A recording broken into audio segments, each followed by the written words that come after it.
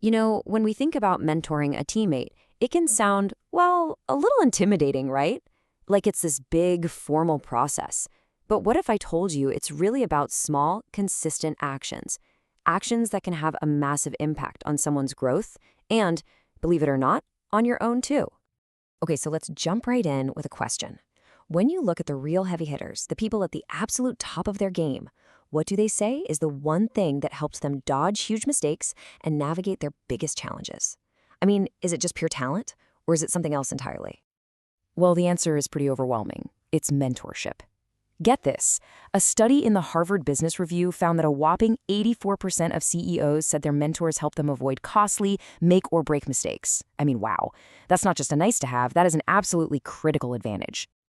And here's the thing, that kind of powerful guidance isn't just for CEOs getting advice from retired executives. When you step up to mentor a peer, a colleague, you set off this incredible ripple effect that actually lifts everyone up. You're building a team culture where people aren't just coworkers, they're resources for each other. And this is where it gets really cool, because it's a true win-win-win. I mean, think about it. The mentee gets a guide, right? Someone to help them navigate the tricky stuff. But you, as the mentor, you actually get better at your own job because teaching something forces you to understand it on a whole new level. And the company, they get a more engaged, more skilled, and more loyal team. It's one of those super rare things in the business world with literally no downside. And that ripple effect we were just talking about, it is absolutely real. The data shows that 89% of people who have been mentored eventually go on to mentor others. So you're not just helping one person solve one problem. You're kicking off a cycle of growth that can transform an entire team. So you might be thinking, okay, I'm in, but how do I even start? Well, here's the secret. You don't start by sending a calendar invite that says mentorship meeting. Nope. Great mentorship always starts with something way more human. Trust. It's about being the person your colleague can go to with a dumb question and know they won't be judged. So yeah, forget the grand announcement. Just start paying attention. Who on your team seems a little lost with a new piece of software? Who has brilliant ideas but clams up in big meetings? Those are your signals. Your goal isn't to be an expert looking down. It's to be an ally standing beside them. And making that first move can be so much easier than you think. Look at these conversation starters. They're perfect, right? They're super low pressure. They show empathy, hey, I've been there, and they offer help without being pushy. This simple shift can change the whole dynamic. Now, once you've opened that door, a tiny step like this makes all the difference. It takes that vague, friendly offer of, let me know if you need help, and turns it into a real, reliable lifeline they know they can grab onto. That consistency, even for just 15 minutes a week, is everything. All right, so you've built some trust. Now you can move into what's often the most valuable part of mentoring. And let's be real, sometimes the most awkward part, giving feedback. Not just any feedback, but feedback that genuinely helps someone get better without making everything weird between you. There's a brilliant little tool for this called the SBI model, and it's a total game changer. It takes all the subjective, personal feelings out of the equation and just focuses on the facts.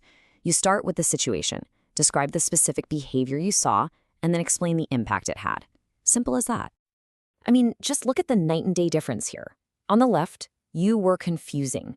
That just feels like an attack. It's vague, but on the right, during the client call, when you presented the data, the client got unsure. That's not an attack, that's an observation. It's a solvable problem, not a personal flaw. See the power in that? Okay, this next part is so important. Great mentoring isn't just about fixing what's wrong. The absolute best mentors are more like talent scouts. They're constantly looking for what their teammates are secretly great at, and then they engineer opportunities for those talents to shine. And you can do this with these small spotlight opportunities. Maybe suggest they lead a quick 5-minute demo on a tool they've mastered, or ask them to plan out the next project sprint. You're not just delegating work, you're sending a powerful message. I see your strength and I trust you with it. That validation is basically rocket fuel for someone's career. And honestly, one of the most powerful moves you can make is to champion them when they're not even in the room. When your manager is praising a project's success, be the one to jump in and say, we couldn't have done it without Alex's work on X. Giving them public credit like that, it's priceless. And look, this isn't just about making people feel good. This stuff has a real, measurable impact. A Gartner study showed that 25% of employees who had a mentor got a salary grade increase over 5 years. Compare that to just 5% of people without a mentor. That's a 5 times bigger chance of getting promoted. That's huge! Of course, none of this is a one-and-done deal. Real growth takes time and consistency. And as your teammate gets more and more confident, your role will naturally change. You'll go from being a hands-on guide to more of a strategic partner, a sounding board for their bigger ideas. And this is so critical right now because the demand for this kind of guidance is absolutely massive. A full 83% of Gen Z and almost half of all millennials say that mentorship is critical for them to grow in their careers. People are hungry for this. But here's the kicker. Even though 83% of younger workers desperately want a mentor, only about half of them actually have one.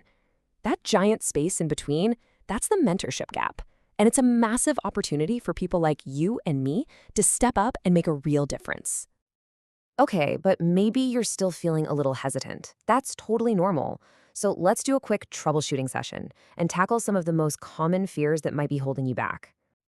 This one is the big one, right? The number one fear. What if I don't know the answer? What if I tell them the wrong thing and mess things up for them? But here's the reframe. This is actually a golden opportunity. Seriously. Being able to say, you know what, I'm not totally sure, but let's figure it out together, that's one of the most trust-building things you can do. It shows you're a partner in learning, not some all-knowing guru. And finally, let's get crystal clear on one thing. Being a good colleague is awesome, but it's usually reactive. You help someone when they ask for it. Peer mentorship is proactive. It's about taking an intentional, long-term interest in someone's growth and actively looking for ways to help them win. So let's end with this one. Simple question. It doesn't have to be some big official program. It all starts with a single observation. So think about it. Who on your team right now has a hidden superpower you've noticed?